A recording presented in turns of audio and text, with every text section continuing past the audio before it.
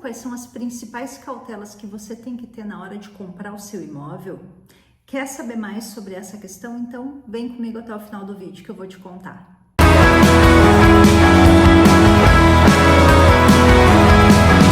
Olá, meus amigos, sejam muito bem-vindos ao meu canal. O meu nome é Charlene Cortes, eu sou advogada mestra em Direito Civil Empresarial pela Universidade Federal do Rio Grande do Sul. Tenho uma atuação especializada em direito sucessório e em direito imobiliário. Durante 15 anos eu fui dona de imobiliária e tenho então uma experiência significativa nas questões vinculadas à compra e venda de imóveis. E hoje então eu venho aqui conversar com vocês a respeito desse tema tão inquietante que é a compra de imóveis. Se você já comprou algum imóvel, você sabe, né, a dificuldade que é, toda a burocracia envolvida, tanto desde a questão da escolha, não é, da insegurança em relação à escolha, quanto a questão burocrática do fechamento do negócio, do contrato, da análise das certidões negativas, saber se esse contrato está adequado, se ele está te proporcionando segurança ou não, se a documentação desse vendedor que está te vendendo desse imóvel que tu está comprando, se é uma documentação que é uma documentação saudável, que não vai te trazer nenhum risco, problema no futuro. Então são essas as inquietações sobre as quais nós vamos conversar hoje.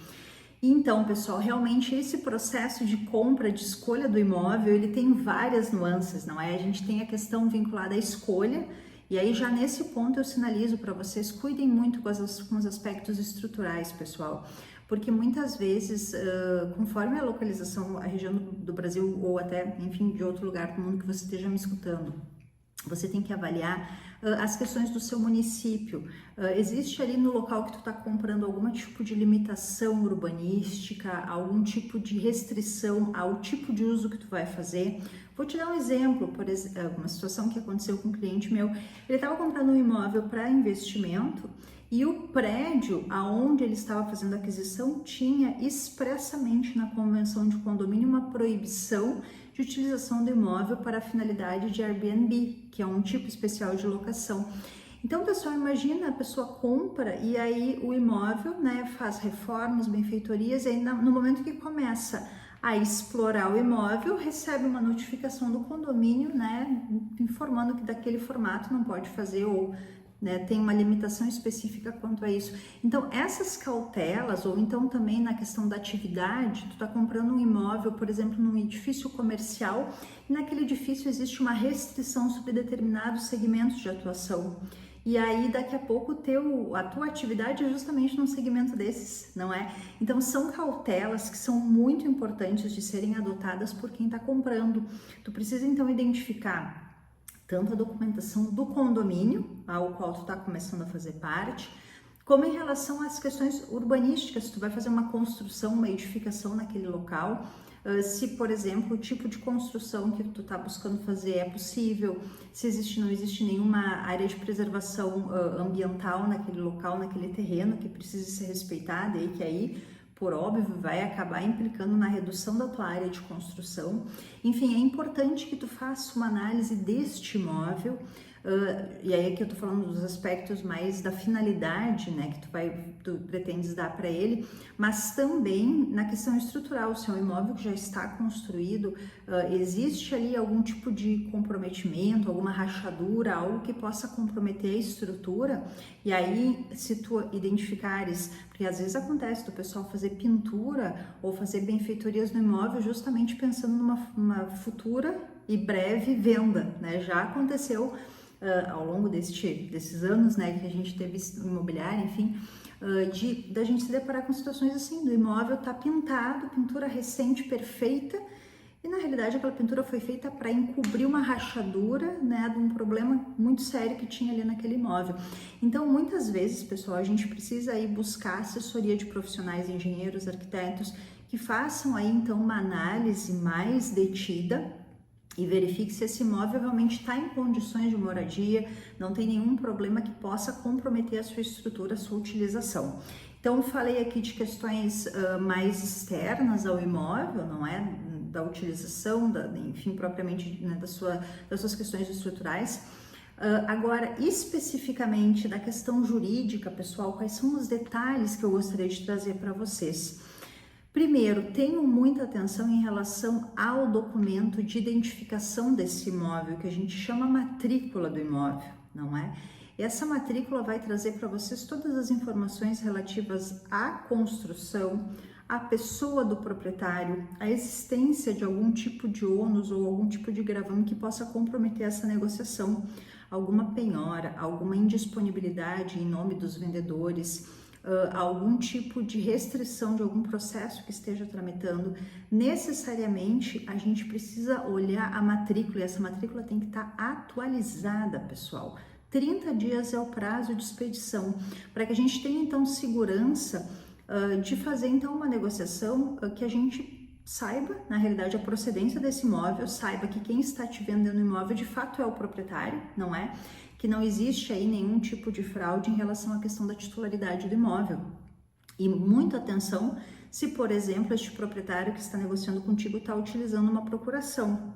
Essa procuração permanece válida? Quem outorgou poderes tinha capacidade para tanto? Essa pessoa permanece viva e lúcida? Ela tem capacidade? Porque a procuração ela só é válida enquanto o proprietário, quer dizer, enquanto o outorgante está lúcido, vivo e lúcido. No momento em que ele não tem mais condições de exprimir vontade, pessoal, a procuração não tem mais valor. Então, fiquem muito atentos com relação a esse ponto. E também ela pode ser eventualmente, conforme a redação, a estruturação que ela foi elaborada, ela pode ser revogada.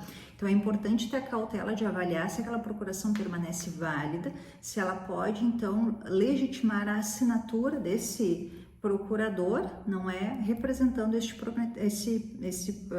vendedor. Então, vocês têm que ter muita cautela em relação a isso. Então, olharem a matrícula, olharem a pessoa desse vendedor, olharem quem está negociando com vocês, identificarem, pessoal, que este vendedor não possui restrições, sobretudo restrições fiscais, dívidas vinculadas à União, ao Estado, ao município onde ele reside, aonde está localizado este imóvel, se eventualmente forem diferentes.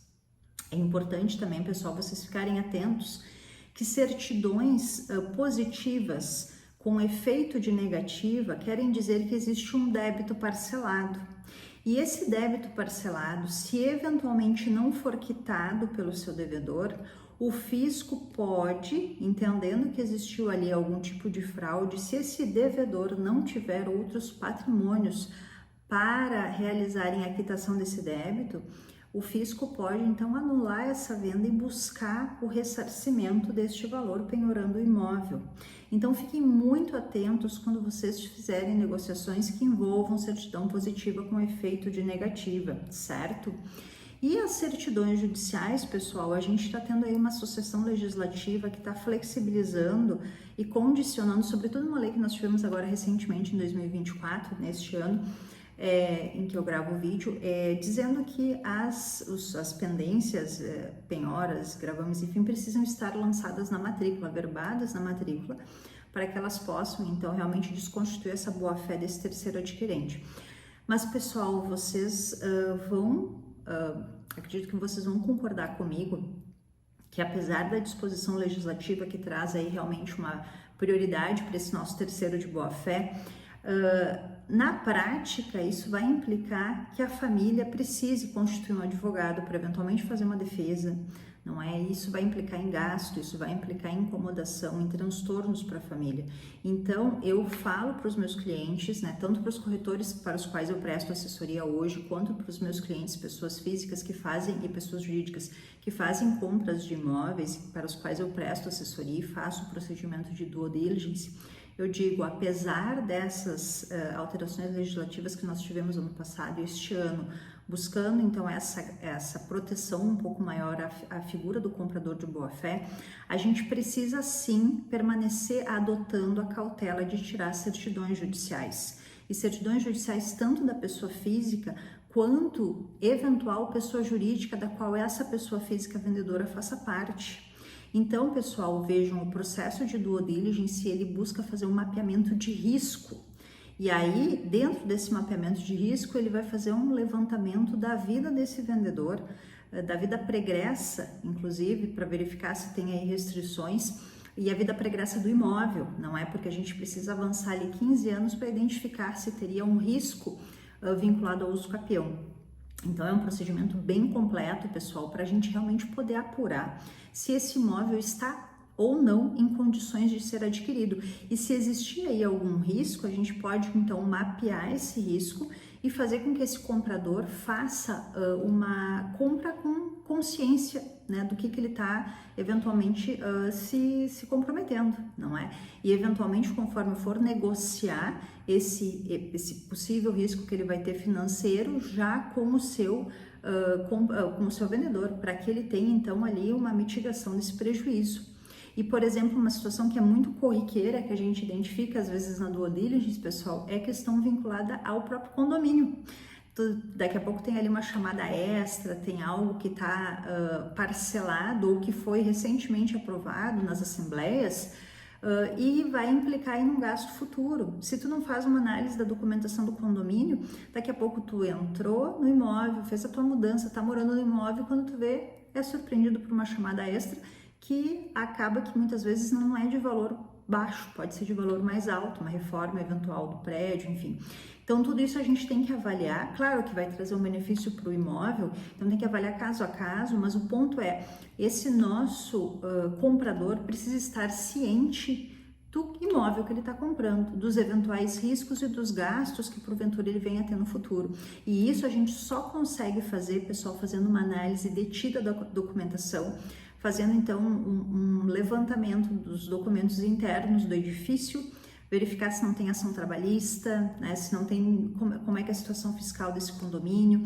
Então vejam, pessoal, é um procedimento amplo, não é? A gente tem ali vários pontos de atenção, vários pontos que o advogado especializado precisa realmente estar atento para realmente conseguir mapear e identificar se existe ali uma segurança ou não na transação, mas o meu objetivo nesse vídeo é justamente alertar vocês dos riscos, alertar vocês do que é preciso olhar, do que é preciso ter cautela, para que vocês possam então realmente ter segurança e tranquilidade na realização dos negócios de vocês. E se você quer conhecer mais o meu trabalho, ou eventualmente fazer um contato comigo, eu te recomendo visitar o meu site charlenecortes.com.br. Ali você vai ter acesso aos meus contatos e a toda a minha trajetória profissional, artigos publicados, livros, enfim. O que eu já fiz ao longo da minha trajetória está registrado no site em algumas palavras. Certo, meus amigos? Estou à disposição se você tiver qualquer dúvida, se você quiser conversar comigo, entrar em contato, fica à vontade, eu vou ficar muito feliz. Deixa suas dúvidas nas mensagens abaixo ou entre em contato diretamente comigo, que vai ser um prazer conversar contigo, certo? Espero que esse vídeo tenha sido útil para ti e nos vemos então no próximo vídeo. E não esquece, se você ainda não é seguidor aqui do nosso canal, faz ali a tua inscrição, compartilhe esse vídeo com quem você acha que pode ter interesse nesse conteúdo, para que esse canal comece realmente a crescer e a gente aí consiga alcançar um maior número de pessoas e trazer mais informação para o pessoal. Certo, meus amigos? Um bom descanso, um bom dia a todos. Até logo. Tchau, tchau!